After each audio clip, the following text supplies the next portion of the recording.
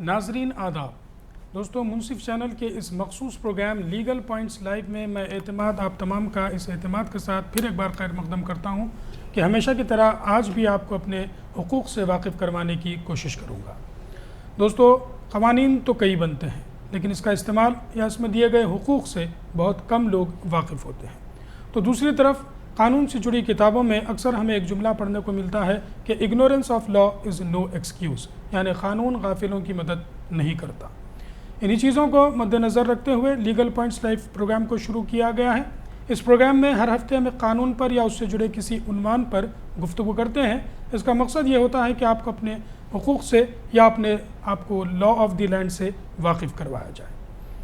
तो आइए नाजरीन, जानते हैं आज का उन्वान। आज हम गुफ्तगू करेंगे कंज्यूमर प्रोटेक्शन एक्ट पर, और इस उन्वान पर गुफ्तगू करने के लिए आज हमने अपने स्टूडियो में 3 लीगल एक्सपर्ट्स को मदऊ किया है। सबसे पहले मैं उनका तारुफ देता चलूँ। सबसे पहले मेरे सीधी जानिब हैं MRB मणिकंदन एडवोकेट साहब, जो गुज़िश्ता एक दहे से हैदराबाद दक्कन के डिफरेंट कोर्ट्स में प्रैक्टिस करने के साथ साथ ख़ासकर अपना कीमती वक्त आप कंज्यूमर फोरम में लगाते हैं। आपका ताल्लुक़ पालकट डिस्ट्रिक्ट केरला से है। फ़िलहाल आप हैदराबाद में मुकीम हैं। आपके बाजू में हैं आनंद कुमार मूर्ति एडवोकेट साहब, जो गुज़िश्ता 2 दहाकों से हैदराबाद दक्कन के डिफरेंट कोर्ट्स में प्रैक्टिस करते हैं। आपका ताल्लुक़ सिकंदराबाद से है। आप दोनों के बाजू में हैं मोहम्मद मुनीरुद्दीन एडवोकेट साहब। आप भी गुज़िश्ता तकरीबन 2 दहाकों से हैदराबाद दक्कन के डिफरेंट कोर्ट्स में प्रैक्टिस करने के साथ साथ अपना कीमती वक्त ख़ासकर डिस्ट्रिक्ट फोरम या स्टेट फोरम, कंज्यूमर फोरम में देते हैं। तो आइए नाजरीन, आप और हम मिलकर हमारे इस प्रोग्राम लीगल पॉइंट्स लाइव में हमारे आज के तीनों गेस्ट्स का हम खैर मकदम करते हैं। I welcome you all sir for my programme legal points live. Sure we are going to discuss on consumer protection act, but before that हम चाहेंगे कि नाजरीन हमारे फ़ोन नंबर्स नोट कर लें। उम्मीद करता हूँ कि फ़ोन नंबर्स हमारे टेलीविज़न स्क्रीन पर भी आ रहे होंगे।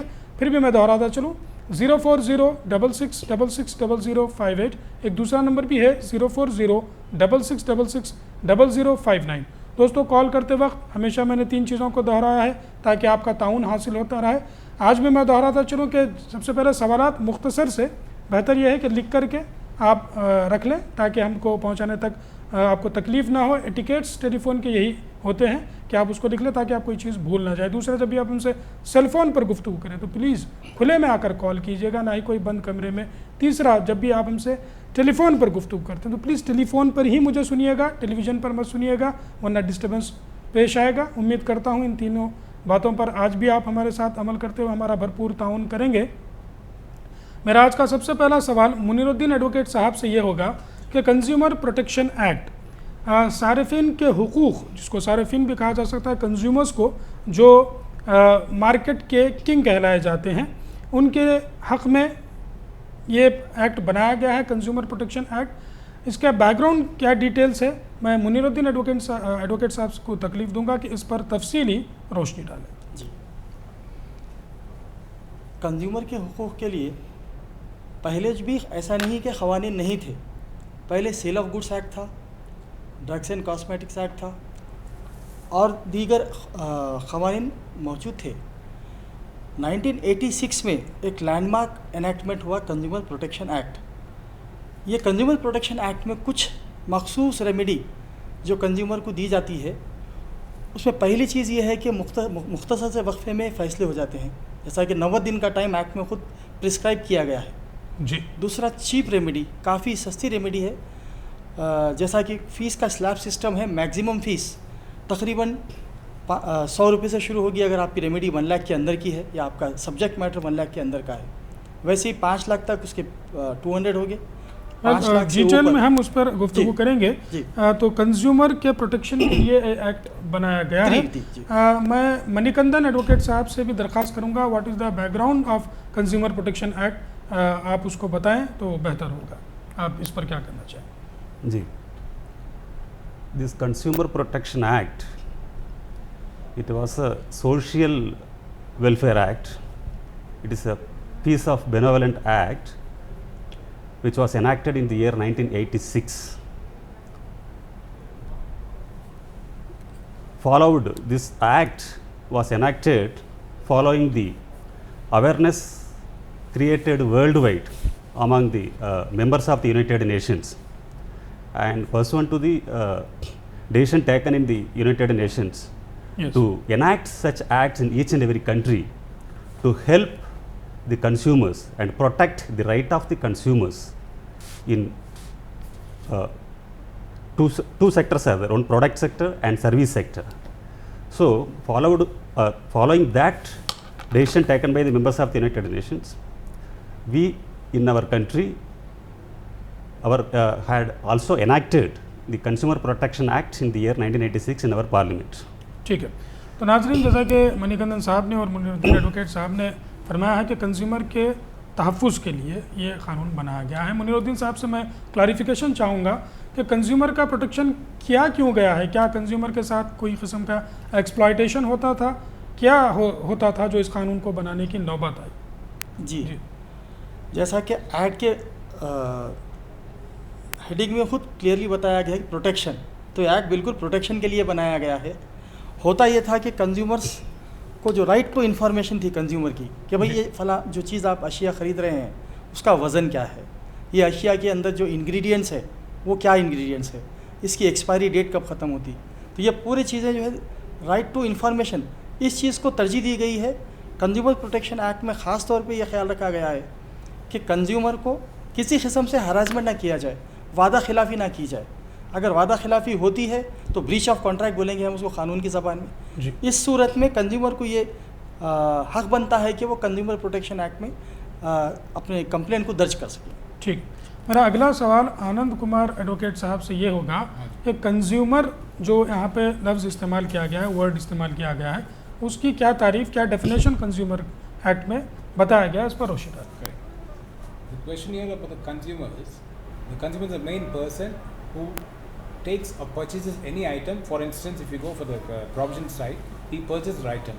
Suppose you go for a washing machine or whatever items, he becomes a consumer by purchasing that product.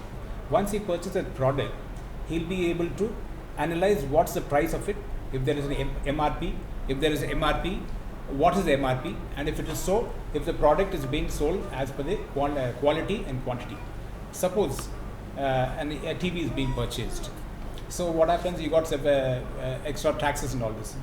The consumer should be able to understand whether the TV is being properly priced, and according to he'll be purchasing it, and they should be given a warranty. Suppose he purchases a TV today, it gets spoiled the other day, or something happens. So naturally he should provide a bill compulsory. A bill is very essential when you buy a product. Every consumer should be very, very well aware of that. Whenever he purchases and shells out his hard-earned money, he should procure a bill for that subject, and then accordingly he should preserve that bill and he should demand for a warranty period of that particular product. Okay fine, तो साहब ये हमारे आनंद कुमार मूर्ति साहब थे जो आपको तफसील बता रहे थे कि कंज्यूमर किसको कहा गया है। मैं मुनीरुद्दीन साहब से दरख्वास्त करूँगा थोड़ा इसको हिंदी में भी बयान करते कि ये कंज्यूमर की तारीफ़ क्या की गई है। कंज्यूमर बेसिकली ऐसा शख्स है जो कोई अशिया या कोई सर्विस किसी सर्विस प्रोवाइडर से या कोई मैन्युफैक्चरर से डील करता है। इसकी मिसाल जो है कि जैसा आनंद कुमार साहब फरमाए कि जैसा कि आप एक टीवी ख़रीदते हैं आप, तो उसका बिल ज़रूरी है कि आप वो टीवी का बिल हासिल करें, साथ में बिल प्रॉपर भी हो, क्योंकि मामूली कोटेशन पे अगर आप परचेज़ करते हैं तो बाद में आपको किसी किस्म से रिलीफ जुडिशल चैनल से नहीं मिलेगी आपको। तो कंज्यूमर का ख़ास ये फ़र्ज़ बनता है कि वो प्रॉपर बिल से ख़रीदें, क्योंकि उसके ऊपर जो टैक्स एक्सचेकर है वो भी प्रॉपर रेवेन्यू गवर्नमेंट को जाएगी। दूसरी चीज़ है विदाउट बिल कंज्यूमर कोर्ट में जा नहीं सकते आप। तीसरी वारंटी है, जो चीज़ आप अशिया ख़रीदते हैं वो कितने वक्त तक आपको वारंटी दी गई है वो चीज़ का भी ख़ास तौर पे ख्याल रखें। उसके बगैर आपको कंज्यूमर से रोकते हुए मुनीर साहब ये पूछना चाहूँगा, वारंटी और गारंटी दो लफ्ज़ इस्तेमाल होते हैं, इसमें क्या फ़र्क होता है गारंटी और वारंटी? सब इसमें गारंटी का ये रहता है कि पार्ट्स रिप्लेसमेंट है, जैसा आप टीवी ख़रीदे और पार्ट्स रिप्लेसमेंट है तो गारंटी पे ये होता है कि आपको पार्ट्स के चार्जेस देने की ज़रूरत नहीं है। वारंटी में ये है कि सर्विस फ्री रहेगी, पार्ट्स का रिप्लेसमेंट आपकी जिम्मेदारी बनती है। ठीक है, बहुत इंपॉर्टेंट चीज़ थी। What is the difference between guarantee and warranty?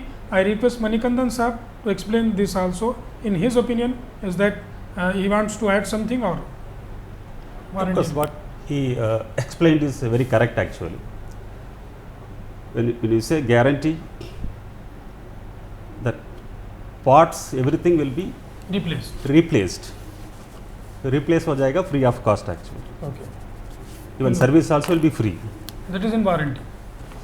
That is in warranty. तो आनंद कुमार साहब, मैं आपसे ये जानना चाहूँगा ये वारंटी और गारंटी के बारे में कि गारंटी में जैसा रिप्लेसमेंट होता है, फॉर एग्जांपल अगर टीवी ख़रीद लें या फ्रिज ख़रीद लें या किसी और चीज़ को ख़रीद लें, तो ये टोटली ये लोग रिप्लेस करते हैं क्या उसके पार्ट्स को रिप्लेस करके देते हैं? मतलब ये है sir, what I wish to say is guarantee is a product which is being guaranteed. मतलब it's a name brand. Suppose you have some Sony TV or some other TV. It's a guaranteed name branded product. So उसको guaranteed product होते हैं, and according to that वो guaranteed product लेने से consumer क्या करना, वो वारंटी कंपल्सरी लेना पड़ता है, क्योंकि every guaranteed product having a name brand may not have a specific product being manufactured at the manufacturing unit, because you're purchasing from a retailer. The manufacturer is not seen by the consumer.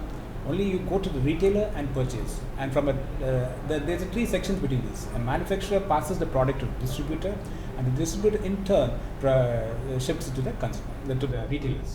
The retailer outlets take up all the costs being included and put it on the consumer. So when that is the case, when the consumer is the last person to be very cautious in purchasing the product, when it is hard-earned money. Money is not so easy nowadays. So banks are giving loans, everyone are giving loans, but they take interest on that. So when you're going for a hard-earned money, you should see that the product is perfect, and you should go for the right product with an ISI mark. So every product should have an ISI mark to state that it's having a genuine guarantee product. ठीक है, तो बहरहाल जो हम जो guarantee और warranty पर गुफ्तगू कर रहे थे, ये चीज़ हो गई कि भाई एक ब्रांडेड चीज़ होती है गारंटी में, ISI प्रोडक्ट होना, ठीक है। वारंटी होता है आपको, वारंटी क्या है, उसका पीरियड देता है, डिपेंडिंग ऑन अ प्रोडक्ट, वो 6 महीने हो सकता है, 1 साल हो सकता है, 2 साल हो सकता है, ठीक है। इसके अंदर तो नाज़रीन, ISI, एगमार्क और उसके साथ साथ हॉलमार्क, ये भी कुछ चीज़ें होती है, इस पर भी हम ज़रूर अभी गुफ्तगू करेंगे। मेरा अगला सवाल मणिकंदन एडवोकेट साहब से ये होगा कि कंज्यूमर प्रोटेक्शन एक्ट के तहत कंज्यूमर के लिए एक तो वो कभी सर्विसेज लेता है या कहीं से प्रोडक्ट खरीदता है, तो इन दोनों चीज़ों में उसको प्रोटेक्शन दिया गया है, ये किस तरीके से दिया गया है? मैं मणिकंदन साहब से रिक्वेस्ट करूंगा इस पर आप रोशन। Yeah, as it was said, there are 2 sectors under the Consumer Protection Act where consumers are involved. In one sector is a product sector. We buy products for consideration. So when we pay consideration and buy the product, definitely we have the right to get the correct product with assured quality, and potency, standard, and also the quantity what has been ordered. That's one side. Moreover, that products what we are buying should not be of hazardous in nature and should not be substandard and should not be defective. That is one side. ये तो products का हुआ। Services में when we are availing services from various service providers like banking sector, insurance sector, entertainment, and likewise we are, suppose in bank we are availing services of the bank for consideration.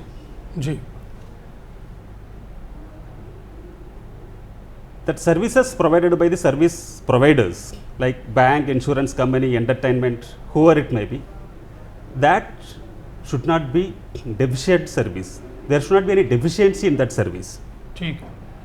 And that service providers should not adopt any unfair trade practice, restrictive trade practice, in order to attract the consumers.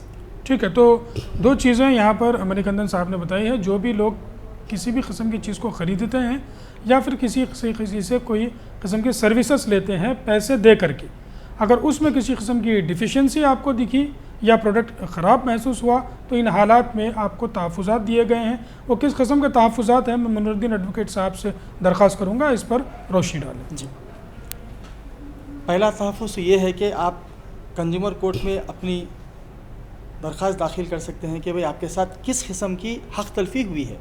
जी, अब इसमें मुख्तलिफ, पहले मैं मणिकंदन साहब जो फरमाएँ उसके 3 शाखों में तकसीम करके मुनासिब है कि मैं जी, डिस्कस करूँ। बेशक।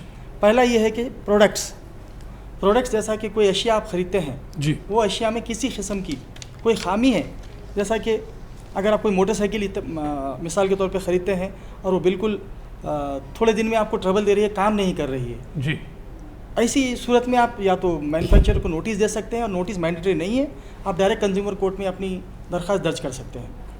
इमीडिएटली कोई बिल्कुल सिंपल प्रोसीजर है, कोई फॉर्मल प्रोसीजर है, आप नॉर्मल एक लेटर जिस किस्म से लिख सकते हैं आप उस किस्म से एक दाखिल करिए, साथ में जो भी आपका दस्तावेज़ है, सबूत है, दाखिल करिए, और नोटिस सामने मैन्युफैक्चरर को या जो भी रिटेलर है आपको इशू हो जाएगी। और उसके बाद आपको फर्स्ट अपीयरेंस में विदिन 30 डेज़ उनको जवाब दाखिल करना पड़ेगा। और as far as possible act खुद प्रोवाइड करता है कि जहाँ तक मुमकिन हो 90 दिन के अंदर फैसला हो जाएगा। ये सबसे बड़ी बेनिफिट है प्रोडक्ट्स में। सर्विसेज में जो डिफिशिएंसी हो सकती, जैसा कि बैंक है, आपने स्टॉप पेमेंट इंस्ट्रक्शन दे दिए हैं बैंक को, और बैंक जो है उस पर कोई अमल नहीं किया आपके इंस्ट्रक्शन का, और पेमेंट हो चुका है, ये डिफिशिएंसी इन सर्विस है। तीसरा सेक्टर जो मैं डिवाइड करना चाह रहा था, रियल स्टेट का है, हाउसिंग सेक्टर है। एक थर्स्ट एरिया है, नेशनल हाउसिंग स्कीम का थर्स्ट एरिया है। इसके ऊपर ख़ास तौर पे तवज्जो चाहिए कि कहीं ऐसे एडवर्टाइजमेंट है राइट नाउ हमारे दोनों शहरों में ऐसे एडवर्टाइजमेंट्स है कि आप 5,000 में प्लॉट लीजिए, मगर हकीकत ये है कि कई लेआउट अप्रूवल्स नहीं है, उसमें रेगुलराइजेशन वगैरह कुछ नहीं है, किसी किस्म से नहीं है। जब कंज्यूमर पूरा इंस्टॉलमेंट में पेमेंट करता है और जब अप्रूवल के लिए जाता है या परमिशंस के लिए जाता है, जब मालूम होता है कि भैया रेगुलराइज नहीं है, और वो जो रेगुलराइजेशन के चार्जेस है जो भी कंज्यूमर्स है उनको पेमेंट करना पड़ रहा है, ये डिफ़िकल्टी आ रही कंज्यूमर्स को, और काफ़ी लेट है, वो 4 साल तक 3 साल तक अकसात में पेमेंट करता है अपने, और जब तक उसको बिल्कुल तवज्जो नहीं है। तो मेरी गुजारिश है कि ये चीज़ बजाय तकलीफ़ होने से पहले आप ये कर सकते हैं कि भाई रेगुलराइजेशन, वेरियस अप्रूवल्स, चाहे फ्लैट आप ख़रीदें चाहे आप लैंड ख़रीदें, ये चीज़ें आप ख़ास तौर पे ध्यान रखें। तो ये 3 बड़े एरिया है जिसमें राइट नाउ कंज्यूमर्स का रिड्रेसल है, और सिंपल प्रोसीजर है, 90 दिन के अंदर as far as possible provision है, बाज़ वक्त आगे पीछे हो जाता है, जी, मगर रिड्रेसल केसेस के हिसाब से उसमें कुछ, जी आप कुछ I would like to add कहें। something. Yes please. So what happens before going for a flat? You can't blindly go on the advertisements. There are a lot of n number of advertisements coming in the papers, in all the papers, Times of India, whatever papers. You have a separate column for this, real estates, flats and plots for sale. Now before going to them, you should go to the nearest sub-register office. Check out with them whether the particular Anand Kumar areas- साहब, मैं disturb करना चाह रहा हूँ, एक collar को शामिल कर लेते हैं, फिर इस पर ज़रूर। हेलो, आपका नाम बताइए। मलकपेट से एक साहब जुड़ गए हैं। मैं मलकपेट से मिनाजुद्दीन बोल रहा हूँ सर। मीनाज साहब जी फरमाइए। मैं मुनीरुद्दीन साहब एडवोकेट साहब से एक सवाल करना चाह रहा हूँ। जी फरमाइए, सवाल बताइए। हेलो, मैं मुनीरुद्दीन साहब से एक सवाल करना चाहता हूँ। जी मुनीरुद्दीन साहब भी आपको सुन रहे हैं, आप सवाल बताइएगा प्लीज। अच्छा, मेरे को ये करना था कि राजीव स्वगृह के जो एडवर्टाइजमेंट्स आए थे रियल एस्टेट के, जो गवर्नमेंट एपी हाउसिंग बोर्ड की तरफ से, जी, तो उस मामले में कुछ कार्रवाई हो सकती है कि हाउसिंग बोर्ड के खिलाफ भी? ठीक है, इसके अलावा और कोई सवाल? ठीक है, बहुत शुक्रिया, आपने हमें कॉल किया मिनाजुद्दीन साहब। ज़रूर मुनीरुद्दीन साहब इस पर रोशनी डालेंगे। उससे पहले आप आनंद कुमार साहब उस पर कुछ कह रहे थे, उसको सुन लेंगे। फरमाइए। So, before purchasing any plot or whatever flats you require, you should first go to the sub-register office, check out, and you should go to HMDA, and you should make a note whether this particular plot comes under the purview of that particular area or zone. Once you confirm with this particular information, and then you can opt for it you can discuss with your family members. You discuss with your family members that this is a particular area and this is being so and so, and you completely have to discuss with the family members, and taking all their views into consideration, you should knock every government office to check out whether this particular plot is registered. Suppose that particular layout is registered before the HMDA, whatever, and once it is registered, then you have an option to purchase it. then you will psychologically be able to arrange funds and go for it. And without this, if you blindly follow the advertisements and go and purchase it, then you're in trouble, and no one can help you. That the last resort will be you have to knock the doors of the consumer courts. So before that, I request all the consumers to be very vigilant in and not get misled by the attraction of this particular advertisements. Ji. You purchase one plot, you'll get one car free. ठीक है, You ठीक। purchase, हाँ जी। तो बहरहाल इन चीज़ों को ज़रूर जहन में रखिएगा। कंज्यूमर से हमारे आनंद कुमार साहब ने बेहतर दरख्वास्त की है कि ख़ासकर प्लॉट्स और इस किस्म के फ्लैट्स वगैरह का आज के एडवर्टीज़मेंट्स होते हैं। ऑल इंडिया लेवल पर ये हाल है। बहुत सारे बिल्डर्स का हम सुनते हैं और वही उसी तरीके से प्लॉट्स में भी कुछ रेगुलराइजेशन का मसला होता है या फिर वहाँ टाइटल बराबर नहीं होता है। तो ये तमाम चीज़ों पर भी हम मज़ीद डिस्कस करेंगे। मुनीरुद्दीन साहब से मैं दरख्वास्त करूँगा कि मलकपेट हैदराबाद से मिना साहब ने कॉल किया था, अगर सवाल उनके जहन में हो तो इसका जवाब बता। जी जी, मिना साहब का सवाल ये था कि राजीव गृह योजना, इस ताल्लुक़ से कुछ ग्रीवियंसेस हो रहे हैं लोगों के साथ, क्या इनके ऊपर कुछ कार्रवाई की जा सकती है? जी, तो मिना साहब, पहली चीज़ तो मैं ये बताऊं कि राजीव गृह योजना AP हाउसिंग बोर्ड एडवर्टाइजमेंट के ज़रिए पब्लिक से जो है एप्लीकेशन मनी लिए थे, फिर बाद में 5-5 हज़ार रुपये डिपॉजिट किए, जहाँ तक मेरे को इत्तला है, और मैं खुद भी इत्तेफाक से वन ऑफ द मेंबर हूँ परचेजर। तो इसमें 5,000 रुपये जो ये लिए हैं, ये रिफंडेबल बोल के लिए हैं, और बाद में ये 5,000 रुपये फोरफिट हो गया बोल के नोटिस दिए हैं। और ये लोगों का ख़ास तौर पे एक ख़ास केस दर्ज भी है इस ताल्लुक़ से कि ये डिपॉजिट्स लिए हैं पब्लिक से रिफंडेबल डिपॉजिट कहकर, और आप कहते हैं कि वो फोरफिट कर दिए हैं। ये बिल्कुल सिक्योरिटी डिपॉजिट नहीं था, बल्कि ये प्रोसेसिंग चार्जेस है। ये बिल्कुल अनफेयर ट्रेड प्रैक्टिस है। अब बिल्कुल AP housing board no doubt ये स्टेट गवर्नमेंट की ऑर्गेनाइजेशन है, मगर ऐसा नहीं है। ये लोग सर्विस प्रोवाइड कर रहे हैं। हुकूमत के दो पहलू है, जैसा पासपोर्ट आप ले रहे हैं। सवाल यही था मुनीरुद्दीन साहब कि इसमें जो सेक्टर्स कवर किए गए हैं, कौन से सेक्टर, प्राइवेट सेक्टर है या फिर गवर्नमेंट से जो लेन देन करते हैं? इसमें थोड़ा मैं वाज़ेह करना चाहूँगा जी कि पहले तो देखिए, एक सर्विस प्रोवाइडर होता, एक सोवेन फंक्शन होता।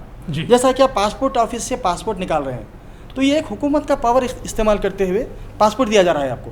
तो ये पासपोर्ट अथॉरिटी जो आपको पासपोर्ट इशू कर रहे हैं, इसको आप कंज्यूमर कोर्ट में चैलेंज नहीं कर सकते। जी ठीक है, मैं मज़ीद इस पर गुफ्तगू जारी रखूँगा। एक न्यू दिल्ली से हमारे साथ साहब जुड़ गए हैं, देखते हैं आपका क्या सवाल है। हेलो।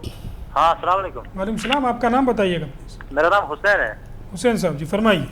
हाँ सर, मैं दिल्ली में रहता हूँ, एक्चुअली मैं कश्मीर का रहने वाला हूँ। ठीक है, तो मेरा क्वेश्चन ये है जी कि मैंने 2008 में पासपोर्ट के लिए अप्लाई किया था। पासपोर्ट के लिए 2 महीने पहले? जी 2008 में। 2008 में? जी जी जी जी जी। तो तब से मुझे यही बोल रहे हैं कि आपकी वेरिफिकेशन हमें, एक्चुअली सर मेरा ब्रदर उसने LOC क्रॉस की थी 1990 में। जी। तो वो अभी पाकिस्तान में रह रहा है, उसकी फैमिली है वहाँ पे। जी। तो उसी बेसिस पे मुझे नहीं दे रहे हैं पासपोर्ट, बोल रहे हैं कि आपके ब्रदर ने LOC क्रॉस की है। जी जी। आपने 2008 में पासपोर्ट के लिए अप्लाई किया था, उसके बाद किसी किस्म का करस्पॉन्डेंस किया था आपने पासपोर्ट ऑफिस से? जी, उसके बाद मैंने बहुत कोशिश की, तो आफ्टर दैट मैं कोई रिजल्ट ही नहीं निकला। उन्होंने यहाँ पटियाला हाउस न्यू दिल्ली भी जी जी फॉरवर्ड किया था मेरा केस। आपने पासपोर्ट ऑफिसर को किसी किस्म का लेटर लिखा था उस सिलसिले में? सब कुछ मैंने लेटर वेटर सब कुछ, उसका जवाब आपको आया है? उन्होंने यही